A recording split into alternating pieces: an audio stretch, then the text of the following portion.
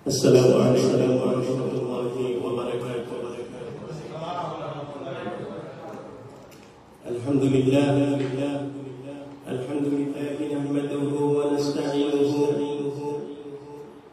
nastaghfiruhu wa nu'minu bihi wa natawakkalu alayhi wa na'udzu billahi min shururi anfusina wa min sayyiati a'malina. من يهده الله فلا مضل له ومن يضلله فلا هادي له ونشهد أن لا إله إلا الله وأشهد أن سيدنا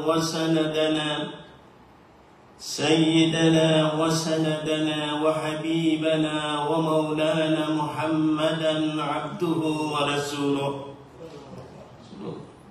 أما بعد، فأعوذ بالله من الشيطان الرجيم. بسم الله الرحمن الرحيم. قل بفضل الله وبرحمته فبذلك فليفرحوا إلى آخر الآيات. وآية الأخرى قد جاءكم من الله نور وكتاب مبين. وقال الله تعالى في شان حبيبه ومحبوبه مخبرا وآمرا: إن الله وملائكته يصلون على النبي يا أيها الذين آمنوا صلوا عليه وسلموا تسليما. اللهم صل على سيدنا سيدنا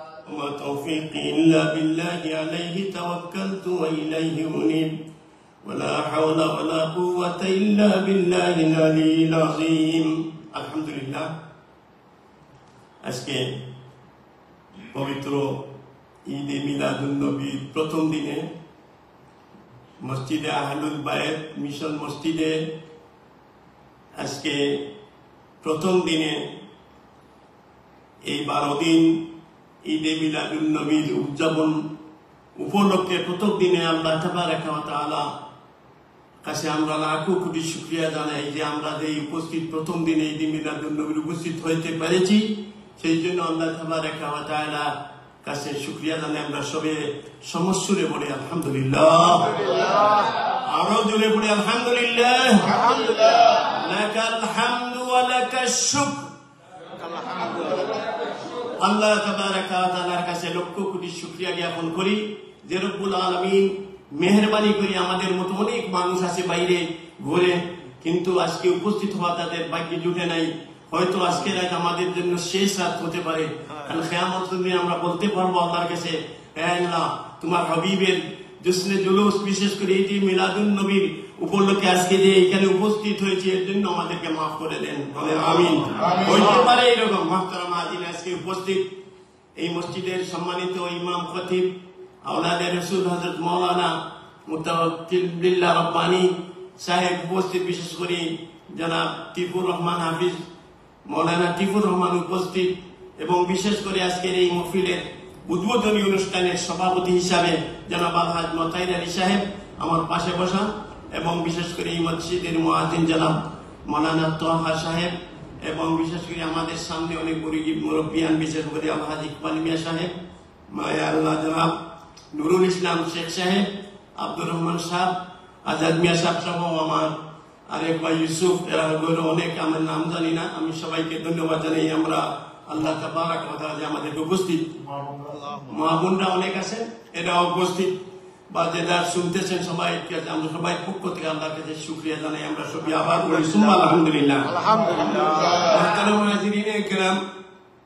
এই দিন অত্যন্ত গুরুত্বপূর্ণ আমি লন্ডনের জমিনে অনেকদিন ছিলাম ঈদে মিলাদুন নবী করেছি লুটন মসজিদে এরকম আপনাদের মতো আমার রু এই আপনাদের পাশে নিয়ে আসে যেটা আমি পছন্দ করি ইমানের অঙ্গ যেহেতু এখানে ঈদে মিলাদুন নবী পালন করেছি আজকে আমেরিকাতে এসে এখানে আহলুল বাইত মসজিদে আপনারা আমাকে সুযোগ দেওয়ার কারণে আপনাদের কাছে চিরকৃতজ্ঞ সবার জন্য দোয়া করি যেন রব্বুল আলামিন কাল কিয়ামতের দিন আমাদেরকে আল্লাহর নবীর শাফাআত নসিব করেন আমরা সবাই বলি আমিন এই শাফাআত সবচেয়ে বড় মুহতারাম হাজিরিনে কেরাম উলামায়ে কেরাম একেবাদি করে আসবেন 12 দিন ইমাম সাহেব আছেন বলবেন আমি সামান্য আলোচনা করব আমি বলতে চাই যে পৃথিবীর যে নিয়ামতগুলো আল্লাহ আমাদেরকে দান করেছেন ছোট থেকে বড় নিয়ামত অনেক নিয়ামত আমাদেরকে আল্লাহ দান করেছেন তাহলে নিয়ামতের মধ্যে একটা উৎকৃষ্ট নিয়ামত হবে না একটা সবচেয়ে 1 নম্বর নিয়ামত হবে না এইরকম যদি গণনা করা হয় আল্লাহ তাবারক ওয়া তাআলা তার কোরআনে মাজিদ ফুরকানে হামিদে বলেছেন ইন তাউদ্দু নি'মাতাল্লাহি লা তুহসুহা আমার নিয়ামতকে তোমরা গণনা করে শেষ করতে পারবে না কিন্তু একটি নিয়ামত সব কোনটা তোমাদের মধ্যে বড় সেই জন্য আমরা মুফাসসিরিনে কেরাম উলামায়ে কেরাম সবাই একমত হয়েছেন যে পৃথিবীর মধ্যে যত নিয়ামত আল্লাহ আমাদেরকে দান করেছেন সব নিয়ামতের মধ্যে শ্রেষ্ঠ উৎকৃষ্ট আশরাফুল মাখলুকাত হিসাবে আমরা আল্লাহর নবী মুহাম্মদুর রাসূলুল্লাহকে পেয়েছি বলেন সুবহানাল্লাহ আল্লাহর নবী যদি না আসতেন এই কায়নাত এই পৃথিবীর কোনো কিছু হতো না আমরা এই পৃথিবী জমিন আসমান চন্দ্র সূর্য বেহেশত দুজক যত কিছু আল্লাহ সৃষ্টি করেছেন এই নবীর উসিলা নবীরে নিয়া কাদিলে আদম হাওয়া সুবহানাল্লাহ খোদা তাআলার হইল দয়া কবুল করিলেন দোয়া মুহতারাম হাজিরিনে কেরাম এই নবীর উসিলায় সব কিছু হয়েছে এই জন্য আল্লাহ পাক রব্বুল আলামিন বলতেছেন কুল বিফাদলিল্লাহি ওয়া বিরহমাতিহি ফাবিযালিকা ফালইফরাহু তোমরা যদি আল্লাহর কোন নিয়ামত পাও আল্লাহর কোন ফজল করম পাও, তাহলে কি করবে? ঈদ পালন করবে, খুশি জাহির করবে। এর চেয়ে বড় নিয়ামত উজমা, এত বড় নিয়ামত পৃথিবীর বুকের আর কিছু হতে পারে না। আমরা কত ভাগ্যবান। আমরা কোনদিন আল্লাহকে বলি নাই আল্লাহ আমাদেরকে উম্মতে মুহাম্মদী বলে করে আমাদেরকে জন্মদিন। আল্লাহ মেহেরবানি, আল্লাহর তো শুকুর যে আল্লাহ তাবারাকা ওয়া তাআলা আমাদেরকে বাঁচিয়া। আপনারা ফল কিনতে যান না, ফল কিনা গেলে দেখবেন টিপিয়ে ভালো যেটা এটা হাতে ব্যাগের বুট ঢুকাবেন। আমাদেরকে আল্লাহ টিপিয়ে এমন নবীর আওলাদ করে দিয়েছেন, এমন নবীর উম্মত বানিয়ে দিয়েছেন। আল্লাহ বাসি আনিয়ে আমাদেরকে উম্মতে মুহাম্মাদি সাল্লাল্লাহু আলাইহি ওয়াসাল্লাম উম্মত হিসেবে গ্রহণ করেছেন। বলি আলহামদুলিল্লাহ। কি শুকরিয়া! যারা জীবন যদি সজিদারত থাকি তাহলে এই শুকরিয়া আদায় করা সম্ভব না। আল্লাহ মেহরবানি করে আমাদেরকে এমনি ইজিলি আমাদেরকে এই নিয়ামত দান করেছেন। সেই জন্য নিয়ামতের শুকরিয়া আদায় করা, এই নবীর জন্ম বৃত্তান্ত আলোচনা করা, এই নবীর জন্ম তারিখে আলোচনা, খুশি হওয়া একমাত্র মুহাম্মদীর কর্তব্য। বলেন সুবহানাল্লাহ। মুহতারাম হাজিরিন, সেই জন্য এই নবী যদি না আসতেন তাহলে আমরা কিছুই পেতাম না। সেই জন্য আল্লাহ তাবারাকা ওয়া তাআলা মেহরবানি করে আমাদেরকে আল্লাহর কাছে আবারও শুকরিয়া আদায় করি যে আল্লাহ আমাদেরকে আখিরি জমানার নবীর উম্মত বানিয়ে দিয়েছে। বলেন সুবহানাল্লাহ। মুহতারাম হাজিরিন কিরাম, আমরা এই নবীর উম্মত হওয়ার পরে আমরা শুকরিয়া আদায় করা উচিত আল্লাহ তাবারাকা ওয়া তাআলার কাছে যে আল্লাহ তুমি যে আমাদেরকে এরকম করেছো। আমাদের এই পজিশন পাওয়ার জন্য, এই নিয়ামত পাওয়ার জন্য, উম্মতে মুহাম্মদী হওয়ার জন্য নবীরা পর্যন্ত এরা আপনার আল্লাহর কাছে আপনার দোয়া করেছে। তাওরাতে আল্লাহর নবীর সমস্ত কিছু আছে। আল্লাহর নবীর তাওরাতে, ইনজিলে, বড় বড় কিতাবে আল্লাহর নবীর হিস্ট্রি আছে, জীবনী আছে, কখন উনি জন্ম নিবেন। এরা কি বেদাত করলো? তাওরাতে আল্লাহ কি বেদাত করলেন? নাউযুবিল্লাহ।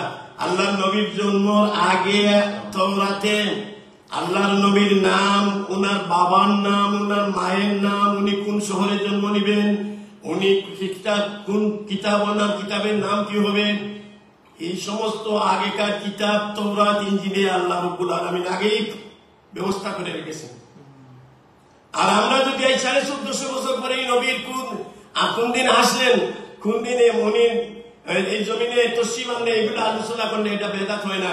আমি মনে করি যে আমার জীবনে যদি ঈদে মিলাদুন নবী পালন করি তাহলে আমি মনে করি যে শুকরিয়ার একটা অংশ হিসাবে আমি প্রস্তুত ছিলাম। বলেন সুবহানাল্লাহ। সেই জন্য মুহতারাম হাজিরিন কিরাম, অনেক মা বোনরাও আছে এরা মহব্বত করেন আল্লাহর নবীর এই জুসনে জুলুস। সেই জন্য আমি আল্লাহ তাবারাকা ওয়া তাআলার কাছে আবারও শুকরিয়া আদায় করি। আপনারা জানেন এই নবী কত ভাগ্যবান, কত আপনার সম্মানী আল্লাহর কাছে। হযরত আনাস রাদিয়াল্লাহু তাআলা আনহু ফরমায়েন, ইয়া রাসূলুল্লাহ, আপনার পাশে তো আমি 10 বছর আপনার খেদমত করেছি। সাহাবীদের মধ্যে হযরত আনাস রাদিয়াল্লাহু তাআলা আনহু আল্লাহর নবীর খেদমত, ওযুর পানি, খেদমত আনি দেওয়া, এইগুলা 10 বছর খেদমত করছেন বিনা বেতনে, কোনো তনখা নেন নাই।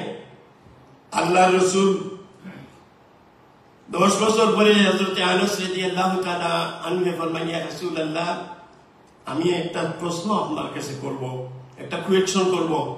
আল্লাহ রসুল বলেন, হে আনাস, তুমি তো কোনোদিন কিছু চাও নাই, ওকাতরে আমার খেদমত করতেছো, আবার এখন কি চাও? বলে, ইয়া রাসূলুল্লাহ, আমি আপনার সামনে যখন বসি তখন আমার অন্তর ভরে যায় এবং আমার খানাপিনা পর্যন্ত আর করতে মনে হয় না। এত মহব্বত আপনার দিয়ে চিন্তা আমি অবিরত চিন্তা করতেছি। আজকে সাহস করে আপনার খেদমত মুবারকে কোয়েশনটা করতে চাই। আল্লাহ রসুল বলেন, বড়। হযরত আনাস রাদিয়াল্লাহু তাআলা আনহু বললেন, ইয়া রাসূলুল্লাহ, আমরা একদিন এই পৃথিবীতে থাকবো না, এই পৃথিবীতে থেকে চলে যাব, আপনিও একদিন ইন্তেকাল হবেন, চলে যাবেন অপর পারে। কিন্তু একদিন হাসরের ময়দান কায়েম হবে, একদিন কিয়ামত হবে। ইয়া রাসূলুল্লাহ, কিয়ামতের দিন যদি আপনাকে দেখি না তাহলে আমি যে সাফেজা হয়ে যাব, আমি একেবারে মরণাপন্ন হয়ে যাব। নবীর চেহারা না দেখলে আমি কি দেখলাম?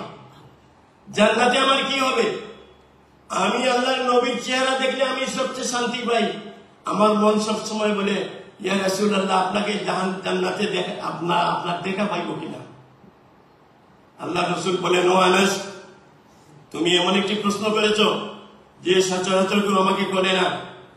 কাল কিয়ামতের দিন আমাকে তুমি বলতেছ তোমাকে দেখবো নি।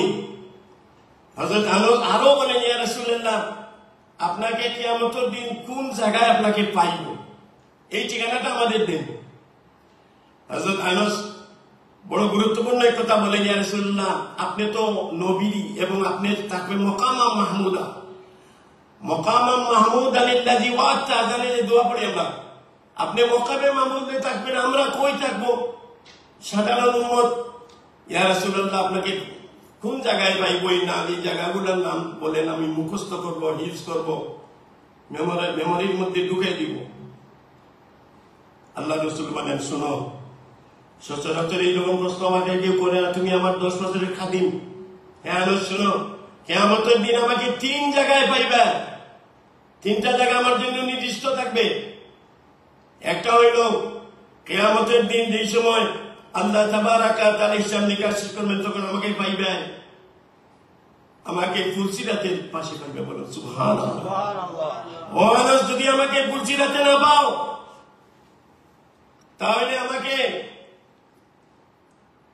যেখানে আল্লাহ রাব্বুল আলামিন হিসাব নিকাশ করবেন, এইখানে পাবেন। বলেন সুবহানাল্লাহ।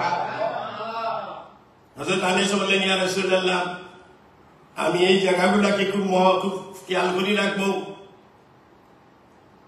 আল্লাহ রাসূল বললেন যে, ও আনাস, তুমি যখন প্রশ্ন করেছো আমি বলে দিলাম যে এই 2-3 জায়গার মধ্যে গিয়ে আমাকে পাইবা, অন্য কোনো পাবেন, অন্য কোনো জায়গায় পাইবে না।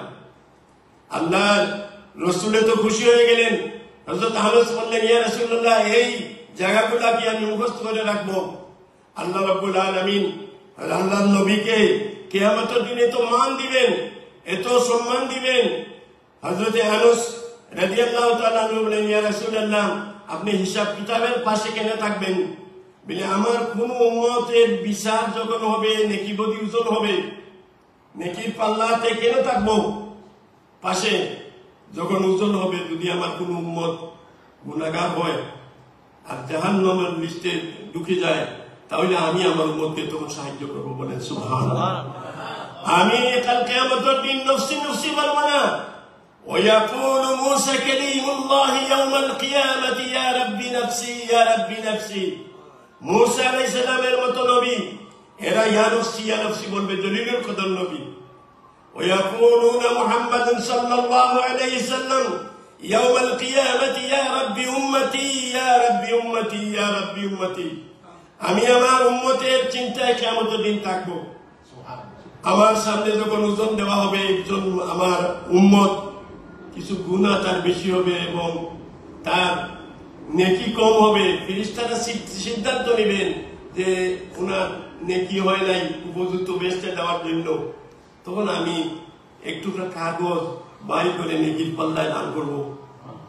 নেকির পাল্লায় যখন দিব, নেকির পাল্লায় যখন আমি এই কাগজ টুকরা দিব, তখন নেকির পাল্লা ফেরেশতাকে বলবো, এই ফেরেশতারা আবার ওজন করো আমার উম্মতের। তখন আবার ওজন করা হবে, তখন নেকির পাল্লা ভারী হবে। আল্লাহর নবী বলবেন, এই ফেরেশতারা, তোমরা আমার উম্মতকে এইরকম ওজন করে তোমরা জাহান্নামে দিতে চাও? ওই সময় ওই ব্যক্তি বলবেন, আল্লাহর নবী, আপনি কে? আমার এত বিপদে আমাকে সাহায্য করছেন। আল্লাহর নবী বললেন, আমার উম্মত, তুমি দুনিয়ার থাকতে দুরূদ শরীফ পড়ছিলা, তুমি আমাকে সম্মান দিছিলা, তুমি আমাকে ঈদে মিলাদুন্নবীর ইজ্জত দিছিলা, সেই জন্য আমি এটা জমা করে আমি নবী মুহাম্মদ রাসূলুল্লাহর কাছে রাখছিলাম।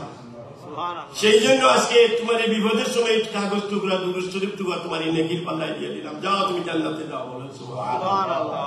মুহতারাম হাজিরিন কেরাম, আজকে ওয়াজের দিন নয়।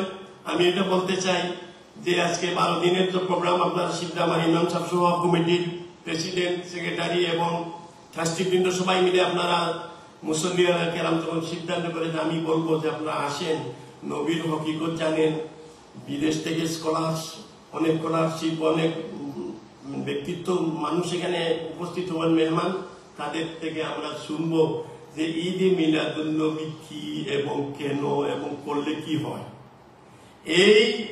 এই ফজিলত বুঝতে পারলে, আপনি যদি একজন মানুষ সম্বন্ধে বুঝেন না যে কি, তাহলে আপনি তাকে সম্মান করবেন না। সেই জন্য আল্লাহর নবী মুহাম্মদুর রাসূলুল্লাহ সাল্লাল্লাহু আলাইহি সাল্লাম, আমরা মিলাদুন নবী পালন করছি, সৌদি আরব তারা পালন করতেছে। ইমাম সাহেব সৌদি আরব বর্তমানে মানে সরকারিভাবে গৃহীত হয়ে গেছে যে ঈদে মিলাদুন নবী পালন করতে হবে সারা ওয়ার্ল্ডে।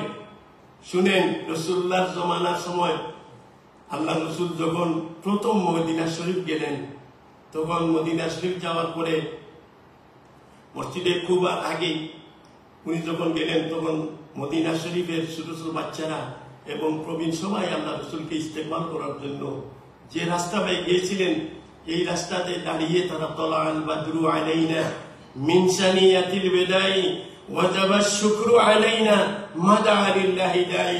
মুহতারাম হাজিরিন কিরাম, আমি একটি কথা বলি, আপনাদের মনে শান্তি হবে। আমি একবার মক্কা শরীফে ইতিকাফে ছিলাম এবং মদিনা শরীফে ইতিকাফ করেছি। তখন মদিনা শরীফ যখন ইতিকাফ করি, তখন আমার মনে আসলো যে আল্লাহ রসুলকে সালাম দিব উনার গোরের পাশে, উনি যে করে থাকতেন মদিনা শরীফ এবং মক্কা শরীফ বেশি করে যে করে থাকতেন। এক সময় মক্কা শরীফ এইভাবে খোলামেলা ছিল। 83 ঘটনা আমি বলতেছি, 83-তে প্রথম হজ করি। তখন আল্লাহ রসুলের একটি গোর আছে, আবু জেহেল, আবু লহাব, আবু বকর সিদ্দিকের পাশে এই দিকে একটা গোর আছে। আপনারা অনেকে গেছেন, আমার ইমাম সবাই তো সফর করেছেন। এখানে লাইব্রেরি করে রাখছে, ঢুকতে দেয় না। আমি রাত 3টার দিকে আমার সাথে পড়ে গেলেন খিমাতে এই কৌমিরা দেখবেন, এরা দেওবন্দের ভাই। আমি চিন্তা করলাম এখন কি করি, এরা তো কৌমির মানুষ, আমার কথা বুঝবে না, মানবে না, কিরকম। আমি হজে আসছি, আমার এহরাম বান্দা, যাক আমি তাদের খেদমত শুরু করিলাম। খানা টানা আসলে আগ্রহ দিয়ে এগুলা করি, এরা আমার বাধ্য হয়ে গেল। একদিন রাত 3টার সময় আমি বললাম, সাহেব আপনারা তো অনেক প্রবীণ আলিম, আমার বয়সে আমার মতো, চলেন মদিনা শরীফ রাসূলুল্লাহর জন্মের ঘরে আমরা আজকে গিয়ে দোয়া করে আসি। 3টার দিকে রাত্রে হেরম শরীফে গেলাম। আমার পাশে আমি যা বলবো এখন মানতেছে এরা। মক্কা শরীফে গেলাম, গিয়ে রাত্রে 3টার সময় কিছু নামাজ কালাম পড়লাম। পড়ার বাদে আমি মিলাদ শুরু করিলাম। সুবহানাল্লাহ, মিলাদ আমার জীবনে মনে হইল যে অনেক মিলাদ বাংলাদেশে পড়ছি, অনেক মিলাদ লন্ডনে পড়েছি, অনেক মিলাদ আমেরিকাতে পড়ছি, কিন্তু রাসূলুল্লাহর রওজা আতরের পাশে মিলাদ পড়া তো অনেক সাহসের ব্যাপার। 3টার সময় একটু মানুষ কম, শুরু করে দিয়েছি এই মিলাদ শুরু করিয়ে তখন কিয়াম শুরু করছি। তখন পুলিশ আসিয়া বলছে, এ সিসাউই তোমরা, তারা ভাষায় বললো এসবি ইয়া হাজি এসবি সকলিনটা। আমি বললাম তুমি কি চাও? আমরা রাসূল সালাতু সালাম জানাইতেছি, আর শেরগুলা বলতেছি যে শেরগুলা তোমার দোকানের মধ্যে মিসফলা এবং বিভিন্ন দোকানের মধ্যে এই শেরগুলা তিলাওয়াত, তলাআল বাদরু আলাইনা মিন সানিয়াতিল বিদাই ওয়াজাবা শুকরু আলাইনা মাদা লিল্লাহি দাই মা ফি ওয়ালা শাই হাযা আরবি শের। আমি এরকম বলার পর বাচ্চা খাল্লি আমি যখন খাওয়াই ক্যাম্প শুরু করলাম, দেওবন্দের এরা বড় আলিম, এরা সৈয়দপুরের দিকে বাড়ি, সে সিলেটে, এরা আমার সাথে ক্যাম্প শুরু করলো। কারণ এখানে তো জজবা এসে গেছে, ক্যাম্প শুরু হয়ে গেল। ক্যাম্প শুরু করলাম, সাথে সাথে পাকিস্তানি, বাঙালি 50-60 জন মানুষ রাত 3টার সময় এখানে চলে আসলো, পুলিশরাও পাশে। কারণ এরা তো বুঝতে পারছে এই শেরগুলা তাদের ক্যাসেটের দোকানে বাজানো হইতেছে। আমি তো অন্য কিছু বলতেছি না। এই শেরগুলা মিসরাতে এবং হেরম শরীফের রোডে, বিভিন্ন রোডে ক্যাসেটের দোকান আছে, এখানে বাজাইতেছে তলাআল বাদরু আলাইনা। এরা আরবি তো বুঝে। আমি মিলা মিন সানিয়াতিল বিদাই যখন এই শের পড়লাম, তখন পুলিশরা বুঝে গেল, না বললো বেদাত, না বললো হারাম, না কালাপুষ, না আমাকে এরকম কিছু বললো। এইরকম মিলাদ পড়ে দিলাম। আমার জীবনে সেই মিলাদ আমার মনে হয় আর এরকম পড়তে পারবো কিনা। আমি এইখানে মিলাদ পড়েছি আল্লাহ রসুলের জন্মের ঘরের পাশে। মুহতারাম হাজিরিন কিরাম, সেই জন্য আমি শুকরিয়া জানাই। এই কথা এই জন্য বললাম যে আমি আল্লাহ রসুলের ঘরের পাশে মিলাদ পড়েছি। আল্লাহ রসুল আমাকে রাত্রে নিষেধ করেন নাই তুমি এটা বেদাত করেছো, তুমি এটা নীতি শিরিক করেছ। যদি আমি বেদাত কথা আল্লাহর নবীকে আমি বলছি মদিনা শরীফ, ইয়া রাসূলুল্লাহ আমি যে মিলাদ করি যদি এটা বেদাত হয়, এটা যদি শিরিক হয়, তাহলে আমাকে সবের মধ্যে আপনি জানিয়ে দিন, আমি আজ থেকে এটা করব না। এটা কি ছোট্ট কথা? আল্লাহ রাসূলের কাছে পাশে গেছি। সেই জন্য ইমাম বুখারী রাহমাতুল্লাহ আলাইহির কথা মনে পড়ে। ইমাম বুখারী যখন হাদিস লিখতেন তখন গোসল করতেন, ওযু করতেন, 2 রাকাত নামাজ পড়ে এই হাদিস আল্লাহ রাসূলের কাছে শোনাইতেন। বলতেন, ইয়া রাসূলুল্লাহ যদি এই হাদিস সত্য হয় তাহলে আমাকে বলে দিবেন, যদি এই হাদিস সঠিক হয় না আমি আমার কিতাবে আনবো না। আল্লাহ রাসূল খাবে, আল্লাহ রাসূল বুখারী ইসমাইল বুখারী রাহমাতুল্লাহ আলাইহি খাবে বলে দিয়েছেন, ও বুখারী এই হাদিস আমার, এই হাদিস তোমার কিতাবে আনতে পারবো না। সুবহানাল্লাহ। আল্লাহ রাসূলকে স্বপ্নে বলা যায় যে আমি দেখতাম। আমি বলছি, ইয়া রাসূলুল্লাহ আমি মদিনা শরীফ এসেছি, এই মিলাদ শরীফ নিয়ে বাংলাদেশে পৃথিবীর অনেক জায়গায় এইরকম বেদাত এইরকম অনেক কিছু বলে, মিলাদুন নবী বা এইরকম বলে। তখন আমি আল্লাহ রাসূলের কাছে কোনো জবাব পাইনি। বলেন সুবহানাল্লাহ। আল্লাহর সুকুতুন ইসরুর রাজা। আল্লাহ রাসূল বলেছেন কেউ যদি কোনো জিনিসের সুকুত থাকে তাহলে বুঝবেন এটা সত্য। রেজা অর্ধেক, রেজার অর্ধেক। মাত্র মাদিনে কেরাম আমি অনেক কথা বলে ফেলেছি। আমি বলতে চাই কাল কিয়ামতের দিন যদি বাসার দরকার হয় আমলে কাজ হবে না, আমলে নবীর শাফাআত জরুরি হবে। নবীর শাফাআত যদি আমরা পাই না তাহলে বেহেশতে যেতে পারবো না। অনেক মানুষ নামাজ নিয়ে খাড়া হবে, এই নামাজে কাজে আসবে না। আল্লাহ রাসূলকে যদি কেউ কটাক্ষ করে, সাহাবীদেরকে যদি কেউ কটাক্ষ করে, তাহলে তার সব আমল ধ্বংস হয়ে যাবে, সব আমলকে আল্লাহ নষ্ট করে দিবেন। কোরআন শরীফে আয়াত আছে, ইজ্জালামু আনফুসাকুম জাউকা ফাস্তাগফিরুল্লাহ ওয়াস্তাগফারা লাহুমুর রাসূল লাওয়াজাদুল্লাহ তাওয়াবার রহিমা। আল্লাহর নবীর কাছে যদি কেউ গিয়া দোয়া করে, আল্লাহ রাসূল যদি সহায়তা করেন, তাহলে আপনি বুঝবেন যে এটা দোয়া কবুল হয়ে গেছে। আল্লাহর নবী ছাড়া এই পৃথিবীতে, আখিরাতে, দুনিয়াতে কোনো জায়গায় আমাদের কোনো ইয়ে নাই। যেহেতু এই নবী আমাদেরকে জান্নাতের রাস্তা দেখাই দিয়েছেন, ইহদিনাস সিরাতাল মুস্তাকিম, আমাদেরকে সরল সঠিক রাস্তা নবী দেখাই দিয়েছেন। ইহদিনাস সিরাতাল মুস্তাকিম মিনান নাবিয়্যিন ওয়াস সিদ্দিকিন ওয়াস শুহাদাই ওয়াস সালিহিন হাসুনা উলাইকা রাফিকা। মাহতারাম হাজিরিন কেরাম, তাই আমরা ঈদে মিলাদুন নবী পালন করব, ঈদে মিলাদুন নবীকে মহব্বত করব। আমরা ঈদে মিলাদুন নবী প্রতি বছর এইভাবে পালন করব। করতে করতে যদি মওত আসে যায় তাহলে কোনো আপত্তি নাই। কেউ বলে যে এটা হয়তো বেদাত, এটা এরকম। ভাই, এটা আপনি গ্লাসের ভিতরে যে পানি রাখা, আল্লাহ রাসূলের রঙে রঙিত হতে হইলে আল্লাহ নবীর এশক আপনার ভিতরে রাখতে হবে। আর এশকে কিছু মানে না। এশক মহব্বত যদি এসে যায় অনেক কিছু আল্লাহ মাফ করে দেয়। না হইলে আমরা দান শহীদ করেছিলেন কে হুজুর? না, ইয়েতে আমাদের ইয়ের মধ্যে ওয়াইসকুরুনি রহমতুল্লাহ আলাইহি যখন আল্লাহ নবীর কথা শুনলেন, সাহাবায়ে কেরাম বলল লম্বা ঘটনা, তখন হযরত ওয়াইসকুরুনি আল্লাহ রাসূলের সাহাবীকে বললেন, তোমরা আল্লাহ রাসূলের সাহাবীকে দেখছো? তারা বললেন, হ্যাঁ দেখছি। তাহলে তোমাদের দাঁত আছে দেখি, তোমাদের দাঁত মধ্যে সবটি দেখি চকচকা, আমার দাঁত তো একটু নাই। আমি যখন ইহুদের ময়দানে আল্লাহ নবীর দাঁত শহীদ হয়ে গেছিল, সেদিন আমি জানতে পারি নাই কোন দাঁতটা শহীদ হয়েছিল। সেই জন্য একটা একটা করে আমি পুরো 32টা দাঁত আমি এইরকম আপনার পাথর দিয়ে টুকি টুকি আমি ফালাই দিয়েছি। আল্লাহ নবীর দাঁত জানলাম নাই, আমার দাঁত থাকবে কেমনে? ও সাহাবায়ে কেরাম, তোমরা আল্লাহ নবীকে দেখেছো বলে দেখেছি বলে দাঁত কেমনে রইল?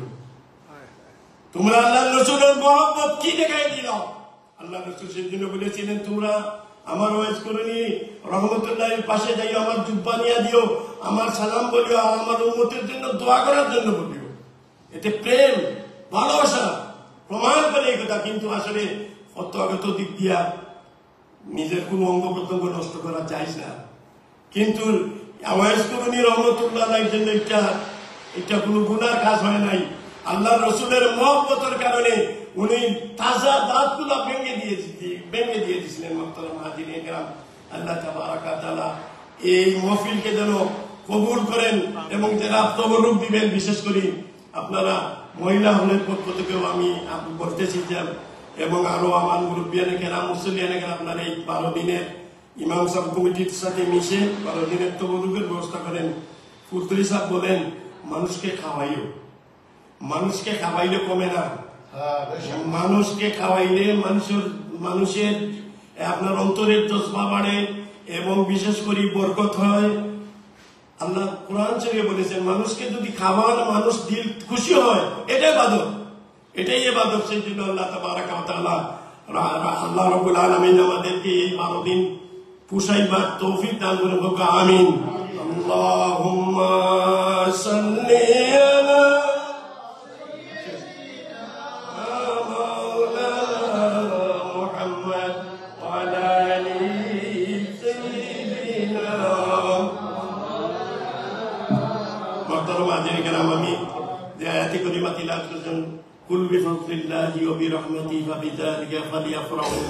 তোমরা আল্লাহর ফজল আল্লাহর নিয়ামত যদি পাও তাই ঈদ তোমরা কিটা ঈদ উদযাপন করো, ঈদ উদযাপন করো, মানে খুশি জাহির করো। অন্য আয়াতে আল্লাহ বলেছিলেন আজ্জাআকুম মিনাল্লাহি নূর ওয়া কিতাবুম মুবিন, তোমাদের জন্য আমি নূর নবী মুহাম্মদুর রাসূলুল্লাহ সাল্লাল্লাহু আলাইহি ওয়াসাল্লামকে পাঠিয়েছি এবং জাহির ভাই কিতাব দিয়েছি। আমরা এগুলো পেয়েছি, আল্লাহর শুকরিয়া আদায় করি। আমার কথাবার্তার যদি অনেক ভুল ভ্রান্তি আপনারা আমার চোখে দেখবেন, আমি আমার কথাকে লম্বা করতে চাই না। যারা ইমাম সাহেব আছেন ওয়া আখিরি দাওয়ানা আলহামদুলিল্লাহি রাব্বিল আলামিন। আসসালামু আলাইকুম ওয়া রাহমাতুল্লাহি ওয়া বারাকাতুহু। ওয়া আলাইকুম সালাম ওয়া রাহমাতুল্লাহ।